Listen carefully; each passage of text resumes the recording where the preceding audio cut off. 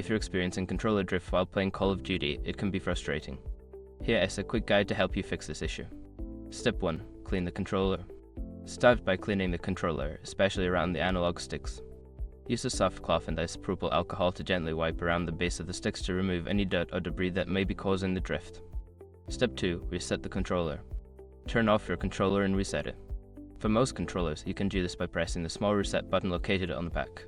This can help recalibrate the sticks and resolve minor drift issues. Step 3. Adjust dead zone settings. In the game settings, navigate to the controller options and adjust the dead zone settings.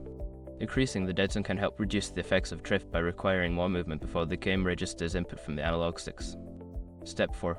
Update firmware. Check if your controller has any available firmware updates. Connect it to your console or PC and follow the manufacturer's instructions to ensure you have the latest software, which can improve performance and fix bugs. Step 5. Replace analog sticks. If the drift persists, consider replacing the analog sticks. You can either purchase replacement parts and do it yourself or take the controller to a professional for repair. This is often the most effective long-term solution. By following these steps, you should be able to resolve controller drift and get back to enjoying your game. If problems continue, it may be time to consider a new controller.